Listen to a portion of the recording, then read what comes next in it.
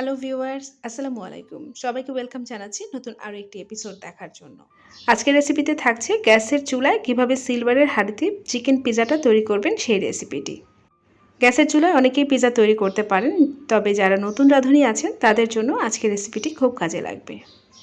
তাহলে আর কথা না বাড়িয়ে চলুন রেসিপিটি শুরু করি। পিজা তৈরির জন্য এখানে একটা মিক্সিং বলে আমি নিয়ে নিয়েছি 1 কাপের মতো আটা। আমি আজকের পিজাটা আটা দিয়ে তৈরি করছি, আপনারা চাইলে ময়দা দিয়েও তৈরি করতে পারেন, তবে প্যাকেটের আটা হলে ভালো হয়। আর এই আটার মধ্যে দিয়ে দিচ্ছি 2 টেবিল চামচের মতো চিনি আর দিয়ে দিচ্ছি 1 চা চামচের মতো ইস্ট। আপনারা বড় সুপার শপ কিংবা মুদি দোকানে ইস্টটা পেয়ে যাবেন। একটা হুইক্সের সাহায্যে কিছুটা মিশিয়ে নিচ্ছি। এটা যেহেতু অ্যাক্টিভ ইস্ট নিয়েছি সেজন্য আমি সরাসরি এটা আটার মধ্যে ইউজ করেছি। আপনারা যদি অ্যাক্টিভ ইস্ট না নেন তাহলে কিন্তু কুসুম গরম পানি বা হাফ কাপের মতো কুসুম গরম পানি দিয়ে ইস্টটাকে একটু 10 মিনিটের মতো ভিজিয়ে রাখতে হবে। তারপরে এই ডোয়ের মধ্যে মাখিয়ে নিলে হয়ে যাবে। এখানে আমি কুসুম গরম দুধ দিয়ে দিয়েছি হাফ কাপের মতো। প্রথমেই সবগুলো দুধ ঢেলে দেওয়া যাবে না, অর্ধেকটা পরিমাণ দিয়ে মাখিয়ে নিচ্ছি, তারপরে বাকি অংশটা দিয়ে দিচ্ছি। আর এই ডোটাকে একদম স্টিকি একটা ডো তৈরি করতে হবে, মানে একদম আঠালো ধরনের হতে হবে। আর এখানে ডো যতটা নরম হবে পিজার ডোটা কিন্তু ততটাই পারফেক্টভাবে তৈরি করা যাবে। এবার এখানে আমি পরিমাণ মতো লবণ অ্যাড করে দিচ্ছি। আর ডোটা যখন নরম এরকম হাতে লেগে যাবে তখন কিন্তু আটা বা ময়দা দিয়ে এই ডোটাকে শক্ত ডো তৈরি করা যাবে না।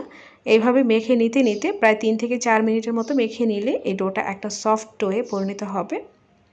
3 থেকে 4 মিনিটের মতো মেখে নেওয়ার পর এখানে আমি অ্যাড করে দিয়েছি প্রায় 3 টেবিল চামচের মতো রেগুলার রান্নার তেল। আর তেলটা দিয়েও আমি খুব ভালো করে মেখে নেব, এটা একটা সফট ডোয়ে পরিণত হবে। আর এই ডোটাকে 1 ঘন্টার জন্য একটা গরম জায়গায় ঢেকে রেখে দেব। মূলত আমি আজকে চিকেন সসেস দিয়ে পিজাটা তৈরি করব, সেজন্য কিছু সসেসকে আমি এইভাবে আড়াআড়ি করে পাতলা করে কেটে নিচ্ছি। আপনারা চাইলে বোনলেস চিকেনের পিসগুলোকে ছোট ছোট করে কেটে হালকা মশলায় ভেজেও কিন্তু চিকেন পিজাটা তৈরি করতে পারেন। এখানে আমি প্রায় 4টার মতো সসেস কেটে নিয়েছি। এবার একটা ফ্রাই প্যানে আমি 3 টেবিল চামচের মতো তেল দিয়ে দিয়েছি, আর তেলটা একটু গরম হয়ে আসলে সেই কেটে রাখা সসেসগুলো দিয়ে দেব। 2 থেকে 3 মিনিটের মধ্যে আমি এই সসেসটাকে ভেজে নেব। ভাজার পরে একটা গোল্ডেন ব্রাউন কালার চলে আসবে, তখন আমি চুলা থেকে নামিয়ে নিচ্ছি। সসেসগুলোকে একটা পাত্রে তুলে নিচ্ছি, আর ওইদিকে ডোটা ফুলে কিন্তু ডাবল হয়ে গেছে। এবার এই ডোটাকে খুব ভালো করে আবারও মেখে নেব, এর ভেতরের বাতাসটা বের হয়ে যাবে। আর এভাবে মেখে নিলে ডোটা একদম সফট একটা ডোয়ে পরিণত হবে। ডোটা ভালো করে মাখানো হয়ে গেছে। এবার একটা পিজা ট্রের মধ্যে আমি এই ডোটা দিয়ে দিচ্ছি। আপনারা চাইলে রুটি বেলার বেলুন দিয়েও কিন্তু এটাকে বেলে নিতে পারেন, তবে আমি হাতের সাহায্যে এইভাবে চেপে চেপে এই পিজার ট্রেতে এটা ছড়িয়ে নেব। আর রুটির এই সাইডটাকে একটু চেপে দেব, একটা বর্ডারের মতো শেপ চলে আসবে। বেক করার পরে এটা কোথাও উঁচু কোথাও নিচু এভাবে যেন ফুলে না ওঠে, সেজন্য একটা কাঁটা চামচের সাহায্যে সম্পূর্ণটাকে ছিদ্র করে নেব। এবার এখানে আমি টমেটো সস দিয়ে দিয়েছি। আপনারা চাইলে এখানে পিজা সসটাও ইউজ করতে পারেন। আর এই টমেটো সসটা কিন্তু আমার নিজের হাতে তৈরি করা। এই ভিডিওটা আমার চ্যানেলেই পেয়ে যাবেন। তারপর আপনাদের সুবিধার জন্য এর লিঙ্কটা আমি ডেসক্রিপশন বক্সে দিয়ে দেব। এবার আমি কিছুটা পরিমাণ মোজারেলা চিজ দিয়ে দিচ্ছি। আর চিজটা কিন্তু একটু বেশি পরিমাণে দিলে পিজাটা খেতে ভালো লাগে। এবার ভেজে রাখা সেই চিকেন সসেসগুলো দিয়ে দিচ্ছি। দিয়ে দিচ্ছি পাতলা স্লাইস করে কেটে নেওয়া কিছু ক্যাপসিকাম। এখানে আমি সবুজ ক্যাপসিকামটা ইউজ করেছি। কিছু পেঁয়াজকে এরকম রিংয়ের মতো করে কেটে নিয়েছি, সেই পেঁয়াজগুলো দিয়ে দিচ্ছি।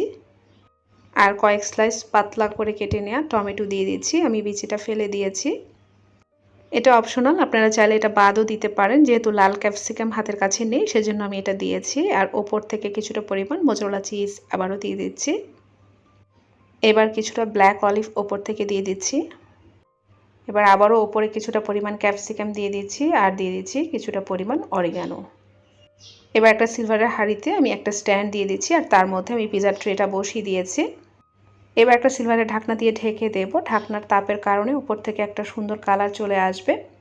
চুলার আঁচটাকে একদম লো রেখে 25 থেকে 30 মিনিটের মতো এটাকে বেক করে নেব। আর ঢাকনায় যেন কোনো ধরনের ফাঁকা না থাকে সেদিকে লক্ষ্য রাখতে হবে। যদি ঢাকনাটা ফাঁকা থাকে তাহলে ওপরে ভারী কিছু দিয়ে একটু চাপা দিয়ে রাখবেন। এবার আমি পিজাটা কেটে শেয়ার করছি। একদম নরম তুলতুলে হয়েছে, খেতে জাস্ট অসাধারণ হয়েছে। পিজার নিচের অংশটাও একটু দেখিয়ে দিয়েছি, এটা একটা ব্রাউন কালার চলে আসবে।